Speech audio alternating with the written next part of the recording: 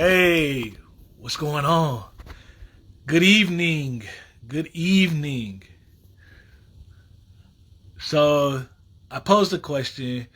I was looking at how you say, the analytics behind the question. And I think it's important that we have a conversation about this side of debt. And I think you may be surprised where I come out on this, but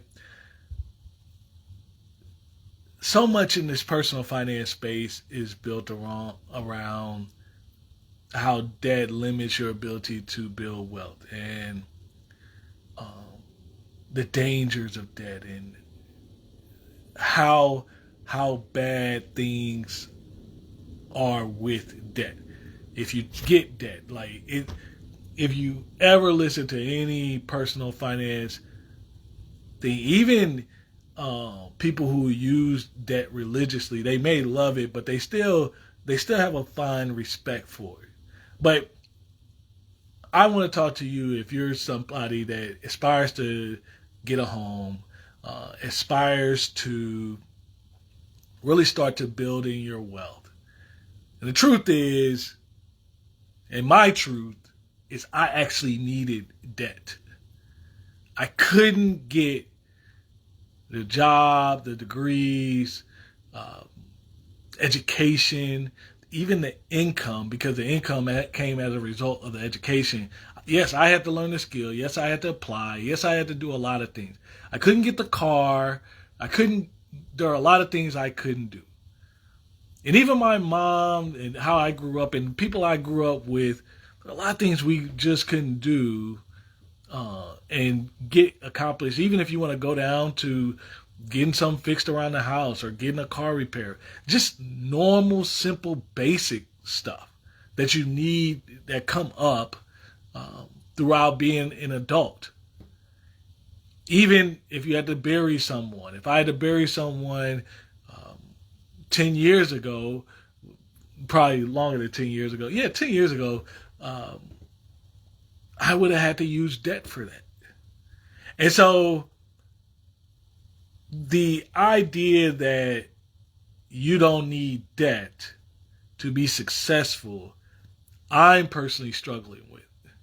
Because the fact is, if I'm being honest, I signed up for some student loans. When I purchased, or my wife purchased a home, she got a mortgage. When we refinanced the home, got another mortgage. Uh, we may have shortened the term, whatever the case may be.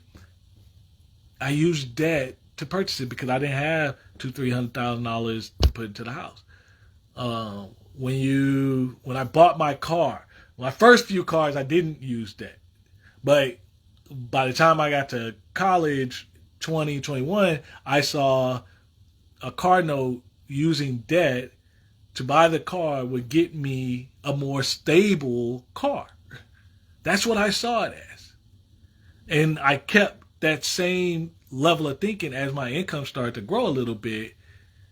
And it got me into a nicer car after that car was paid off. Now, I paid them off, but I didn't understand. And so, one thing that I kind of preach on is you may start off with that. You may. It may be necessary. You can try. You can go to school. You can get some scholarships, and even if you go through searching, whatever the case may be, and there are people who maybe you're not educated about the how to get scholarships or how to get that type of stuff, which most aren't. So you may accrue some debt when you go to school. It's what you do after that. Because if you use debt to get you to the $60,000, $70,000, $80,000 income, what got you here doesn't necessarily want to take you there. So again, I want to use myself as an example. So when I first got my credit card, I did really well. I only used it for my phone, I only used it every month. And then suddenly I used it for some trips.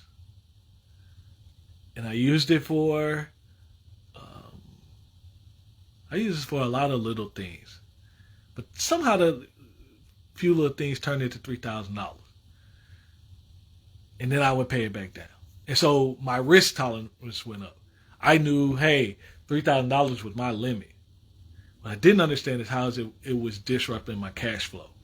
And what I did understand is how it was preventing me from actually moving forward, savings, that type of thing. The central message is you may actually use debt. And I did use debt. And I used it that way. I used it with my car. I used it, again, house, student loans. I'm really no different. The only thing I will say is you may actually use debt. But in your financial plan, in your budget, where you are right now, if you've been to school, you got the degree, okay, cool. Are you maximizing the job? Are you maximizing what that income potential from that piece of paper to get you in? Are you maximizing that? If you are, and then are you saving? Because, again, what got you here won't necessarily take you there. So I want you, and I don't say it enough, honestly, is there's a point in your plan, you save and invest, you budget, you plan for things, but then you start to put measures in place so that you will never have to, you release the dependency you have on debt.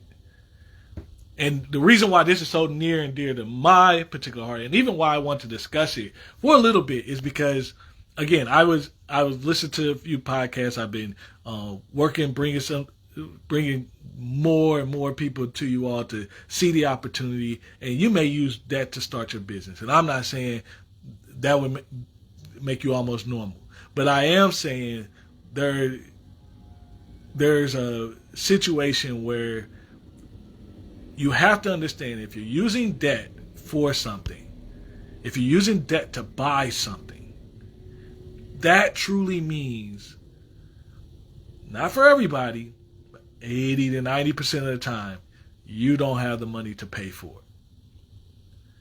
That's why the whole credit card thing, because it allows you to buy pretty much anything on that you want. You can buy a McDonald's burger if you wanted to and put it on credit.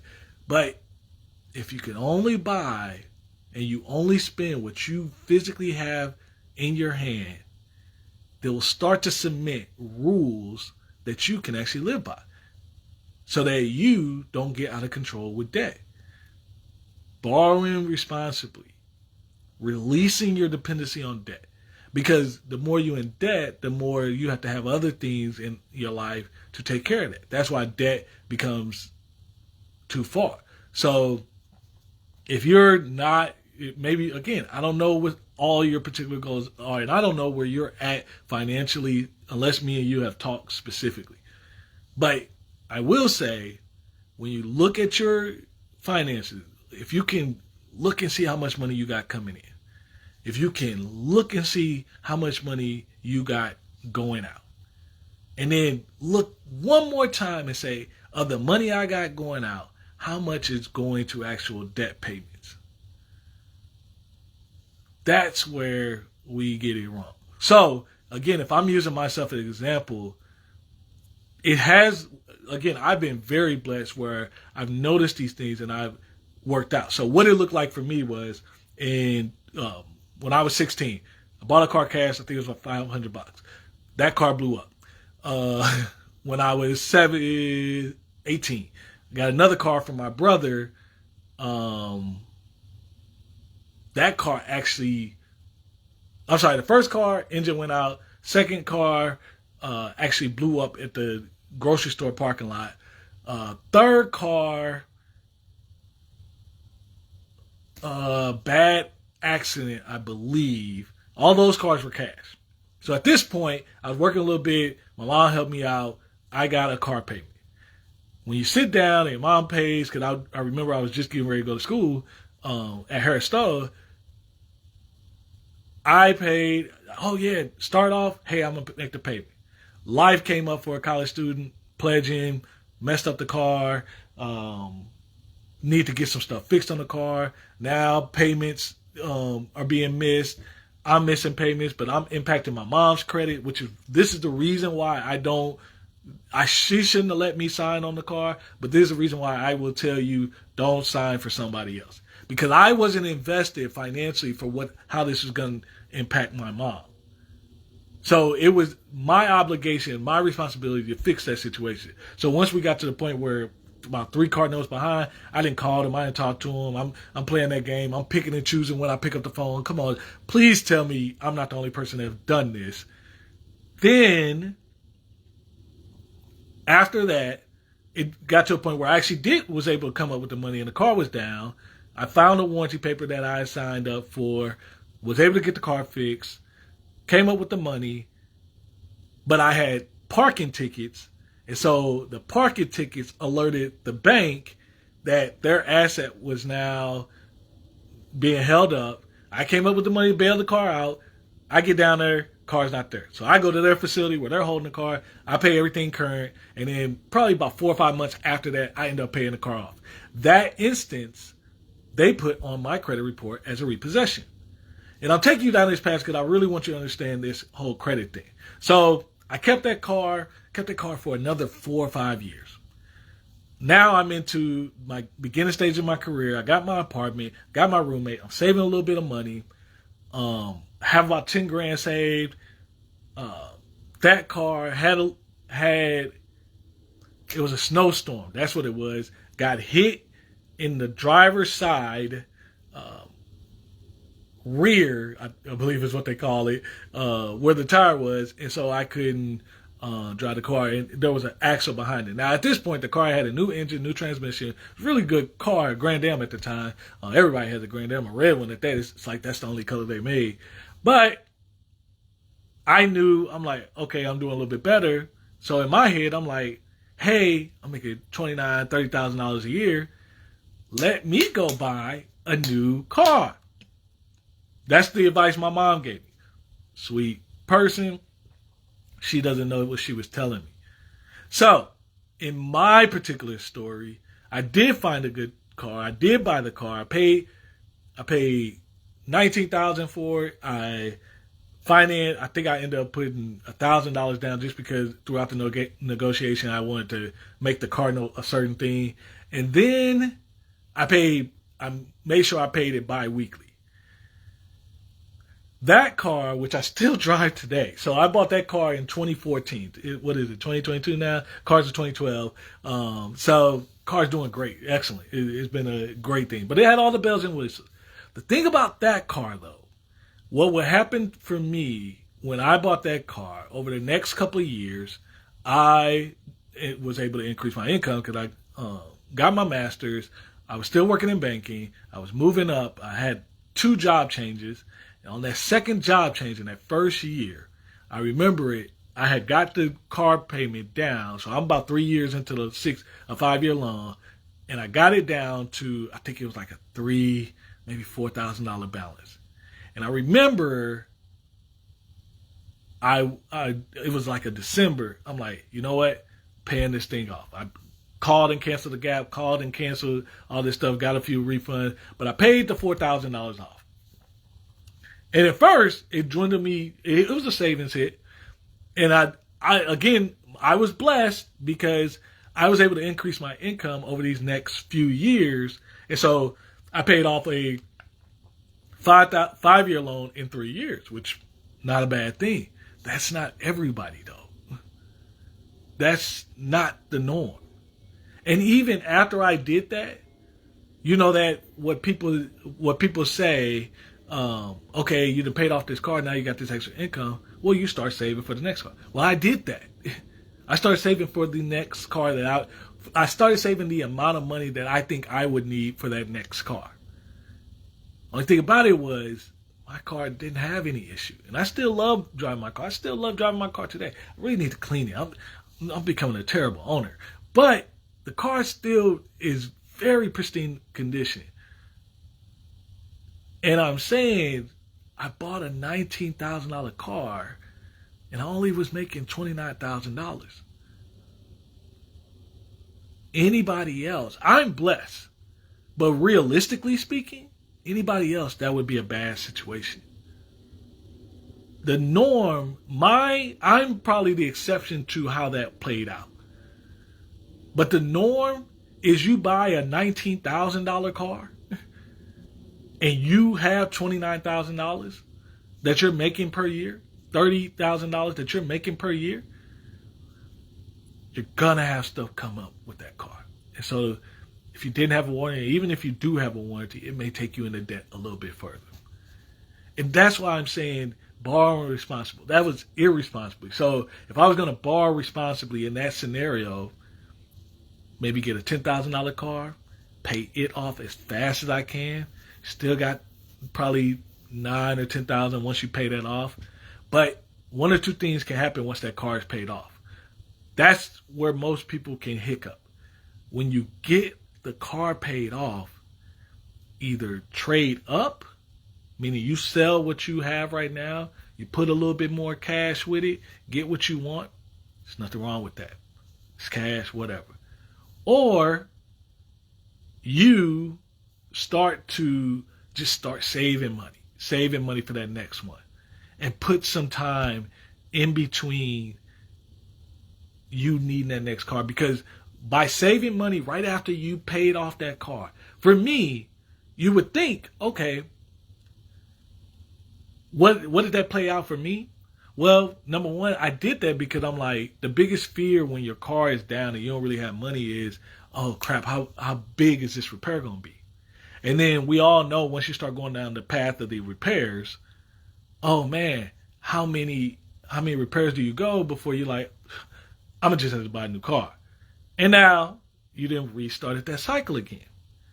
But if you take a little bit, and by the way, in this instance, I saved $20,000 after I paid the car off in a year, and that was the car fund. It's still sitting there, but I have built out savings and all that. My life looks totally different now. If I need to go buy a car, I'll go do it. I'm not trying to buy a car, but I'm saying what it allows you to do is release your dependency on debt. Because if you need a car, you'll just go pay for the new car, pay for it, and be done with it, because it's not going to interrupt your cash flow. Credit, we have to release our dependency on credit. Sometimes you do need credit to get where you're trying to go. And it's hard.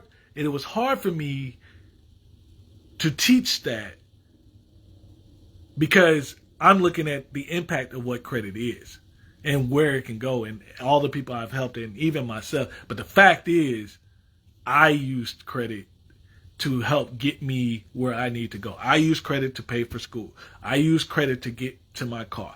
I use credit to, I paid off stuff that I had, but I still use credit to get me there.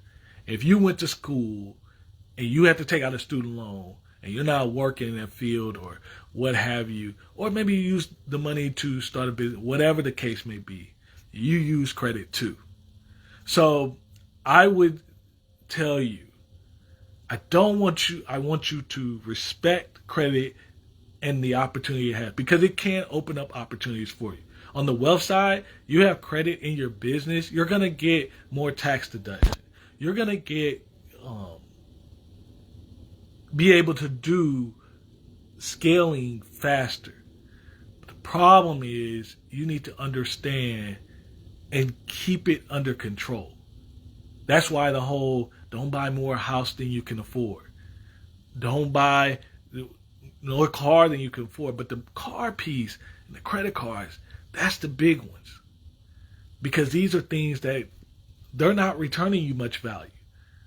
These last couple of years with cars is a little bit of an anomaly, but they're not returning you much value.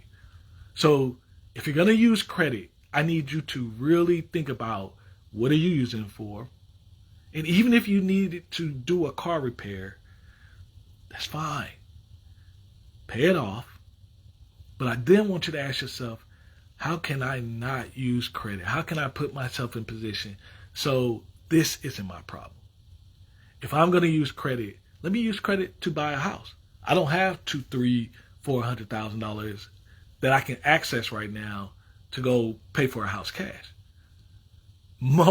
You're in good company. No one typically does. Not on the first one. But if you do it for a while and you build some equity, that house grows in value. You move to the next house. You're not borrowing as much. You're getting more house, but you're not borrowing as much. When you're not borrowing as much, you're releasing your dependency on credit and debt to where once you're fully financially independent, it means I don't have to pay anyone for the things that I have. I have my assets. That's covering the income I have coming in. My house is paid for. My cars are paid for. I did use debt to help get me started, but as I kept growing, debt became a smaller percentage of my world. So if right now the stuff that you have debt on is 50% of the stuff that you have, work towards getting it to 40%, then 30% as you're progressing up. And that will happen. You don't have to get rid of it tomorrow. That might not be your path. But I do want you to understand the truth is, for somebody that's hurting, for somebody that financially needs some help, that can help you get there. And it can fill some gaps. And it's a way for you to still have the pride within yourself and get things done on your own. There's nothing wrong with that. The problem is when you lean too heavily there. Just like overdraft. I used to overdraft myself. That's essentially debt. It's a hard debt to pay. But you release your dependency on it. How? Oh, you just keep a few extra dollars. You work to save a few extra dollars in your checking account. And so if something comes in a little bit higher, all right, cool, I got that. And once you get through with those problems, you can now accept the responsibility that come with building wealth, the other risk, because it's risk in all your finances. If you save a whole bunch of money and keep it in the bank, well, it's risk anyway because the bank only insures up to $250 per account. If you're having stuff in the stock market, well, we could be going through what we're going through right now, where you got international interruption, you got rates about to go up, you got inflation high, and so that's interrupting the stock market being able to truly work to its potential for you. I want you to think about where debt is in your life and where do you prioritize it? How much of it is in your life? And as you decrease that, you do increase a certain level of control of your life, and you do increase a little bit more sound decision making. And it makes you a better person, it makes you a better teammate, it makes you a better entrepreneur, whatever you're trying to be, it makes you better because finances isn't a part of your question, isn't a part of the answer that you're seeking. I hope you guys enjoyed this. This week we have a couple coming in. They paid a massive amount of debt off, and they're doing extremely well. And I hope you're blessed by this story, as I will be. I've seen them on several different podcasts, so I invite them to speak here, and I can't wait to share them with you. Guys, if you haven't already, please subscribe to that YouTube channel. Invite your friends to the group. More to come. I'm going to be releasing the other interviews all the way through the end of April, so we're 2 months booked out. I'm bringing more people to you, bringing more opportunity for you to learn and grow your income, grow your credit score, and begin investing. Can't wait to see you guys in the next video.